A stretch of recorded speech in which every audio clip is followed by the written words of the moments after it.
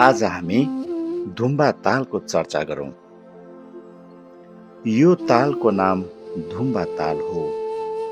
यो ताल नीलगिरी पर्वतको बरफ पग्लिएर बनेको ताल हो।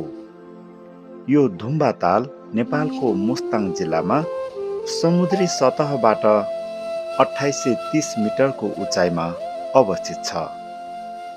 यो ताल जोमसोमबाट करिब 6 किलोमिटर पश्चिमतर्फ छिन्नी गाउँतर्फ पर्दछ। यो तालको आकार करिब 150 मिटर लम्बाइ र 100 मिटर चौडाइ रहेको छ। धुम्बा ताल एक पवित्र बौद्ध तालको रूपमा प्रसिद्ध छ।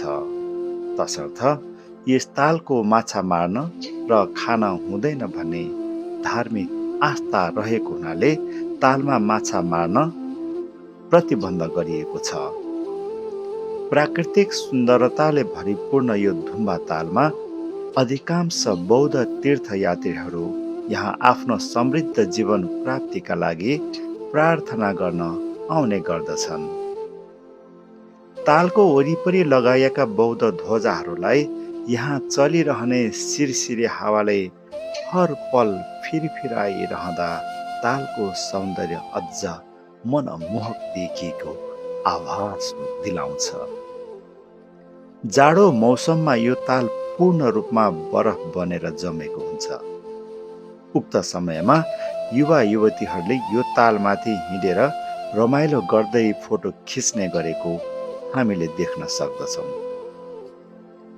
यदि तपाईँ मुक्तिनाथ अथवा उपल्लो मुस्ताङ लोमान्थाङसम्मको यात्रा गर्दै हुनुहुन्छ भने प्राकृतिक सुन्दरताले भरिएको अति नै रमणीय यो धुम्बा तालको अवलोकन गर्न अवश्य नछुटाउनुहोला।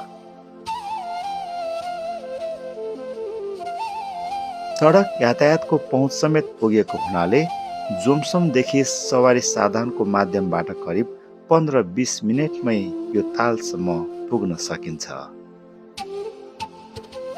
धुम्बा तालको बारे तयार पारेको मेरो यो छोटो प्रस्तुति कस्तो लाग्यो प्रतिक्रिया दिन नबिर्सिनुहोला। धन्यवाद।